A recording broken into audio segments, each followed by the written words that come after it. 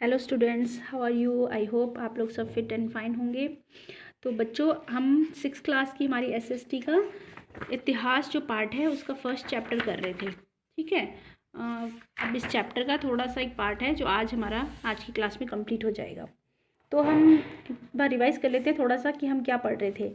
तो हमारा चैप्टर था क्या, कब, कहाँ और कैसे। ठीक है, ये हमारे चैप्टर का शीर्षक है। क्या, कब, कहाँ और कैसे, मतलब अतीत के बारे में हम क्या जान सकते हैं। इतिहास के बारे में ये जो चैप्टर है आपका, हिस्ट्री क्या होती है, इतिहास किसे कहते हैं, अतीत बीता हुआ जो कल है उसके बारे में हम क्या क्या जान सकते हैं कि लोग जो है वो कहाँ रहते थे।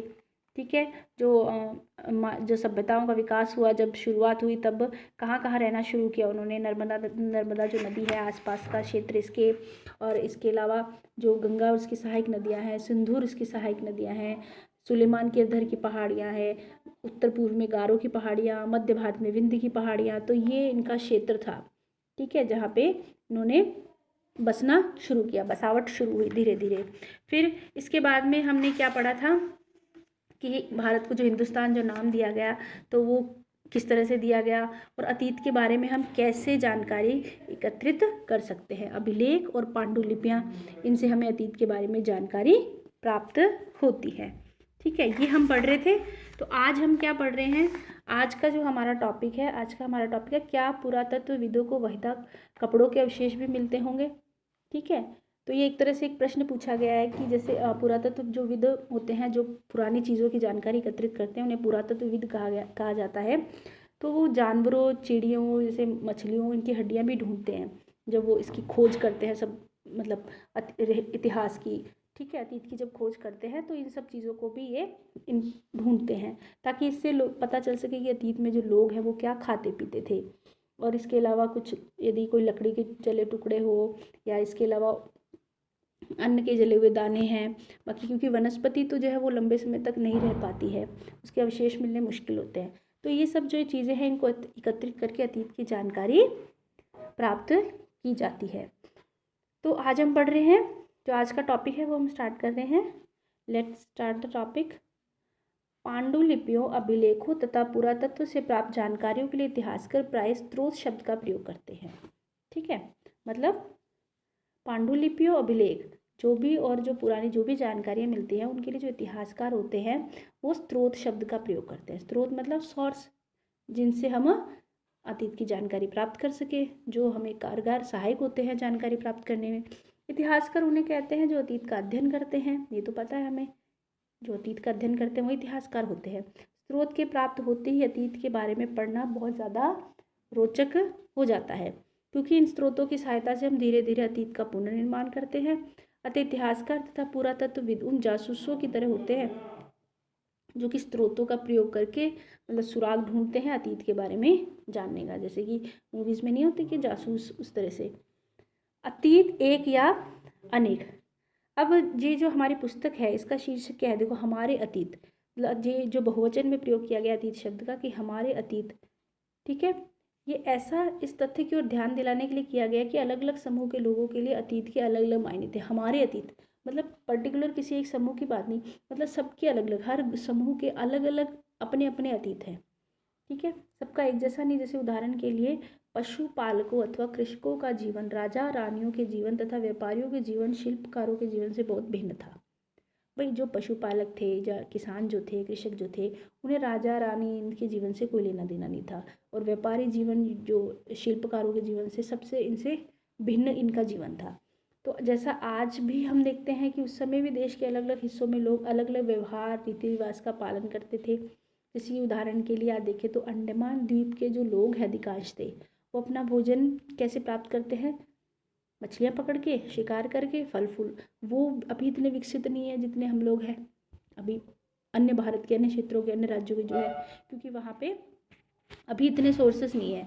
तो वो लोग अभी भी क्या करते हैं, मछलियाँ पकड़ के खाना, शिकार करना, जो फल फूल संग्रह के द्वारा प्राप्त करते हैं अपना जो भोजन है। इसके विपरीत शहरों के जो लोग हैं वो खाद्य पूर्ति के लिए अन्य व्यक्तियों पर निर्भर करते हैं। इस तरह के भेद अतीत में भी विद्यमान है, इसीलिए शीर्षक हमें दिया गया है इस पुस्तक का हमारे अतीत। ठीक है, कि हर समूह के लिए अतीत के मायने अलग अलग होते हैं।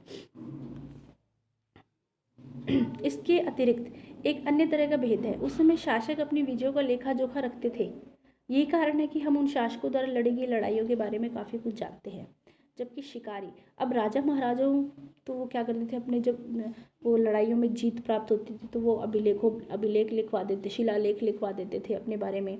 तो उनके बारे में तो जानकारी आसानी से हमें उपलब्ध हो जाती है। लेकिन जब शिकारी, मछुआरे, संग्राहक, कृषक, आम जो लोग थे, पशुपालक, तो इनके कार्य का लेखा जोखा वो नहीं रखते थे। ठीक है, अपने बारे में, अपनी जीत के बारे में, अपने जो प्रशासनिक कार्यों के बारे में, इस सब के बारे में ही जानकारी प्राप्त होती है। तो अन्य जो आम जनता है उसका लेखा जोखा नहीं रखते थे वो। पुरातत्व की सहायता से हमें उनके जीवन को जानने में मदद मिलती है। हालांकि अभी भी इनके बारे में बहुत कुछ जानना शेष है। ठीक है, अब हम पढ़ रहे हैं, हमारा नेक्स्ट टॉपिक है तिथियों का मतलब। तिथि जो डेट होती है हिस्ट्री में, इतिहास में तिथियां सबसे बहुत महत्वपूर्ण होती है, बहुत ज़्यादा पढ़ने को मिलती है तिथियां बार बार में। तो इनका क्या मतलब है? अगर कोई तुमसे तिथि के विषय में पूछे तो शायद उस दिन की तारीख, माह, वर्ष, जैसे कि 2000 या इस तरह का कोई और वर्ष बताएंगे। वर्ष की यह गणना ईसाई धर्म प्रवर्तक, देखो जी, जो आपने देखा होगा ईसा पूर्व और ईसा ईस्वी ये सब यूज़ किया जाता है। कोई जैसे हिस्ट्री के बारे में पढ़ते हैं तो कई जगह तो ऐसे ईसा पूर्व लिखा होता है, ठीक है, कई जगह सिर्फ ईस्वी लिखा होता है। और इंग्लिश में जैसे हम पढ़ते हैं तो बीसी लिखा होता है, कहीं एडी लिखा होता है। तो ये अलग अलग क्यों है? ठीक है, इसमें डिफरेंस ये है कि जो कालखंड जो बांटे थे, ये जो ईसा मसीह जो थे, इनके जीवन, तो इनके जीवन, इनका जो जन्म था ईसा मसीह का, ठीक है, ईसा का जो जीवन है, इससे पहले का जो समय है इसे ईसा पूर्व कहा गया। ठीक है, और ईसा के जन्म के बाद का जो समय है, मतलब ईसा मसीह जो थे, इनके जन्म से पहले का जो समय है उसे ईसा पूर्व लिखते हैं। और ये पीछे की तरफ, मतलब बैकवर्ड जो काउंटिंग होती है, उल्टी गिनती की तरफ में लिखा जाता है। ठीक है, इस तरह से ये लिखा जाता है। और ईसा मसीह के जन्म के बाद का जो समय है उसे हम ईस्वी के रूप में लिखते हैं। और इंग्लिश में ऐसे ही ईसा पूर्व को हम बीसी लिखते हैं, बिफोर क्राइस्ट, मतलब क्राइस्ट ईसा मसीह के जन्म से पहले। और इसका एडी, एनो डोमिनी जिसे हम कहते हैं। ठीक है, तो एक बार पढ़ भी लेते हैं, हम रीड कर लेते हैं।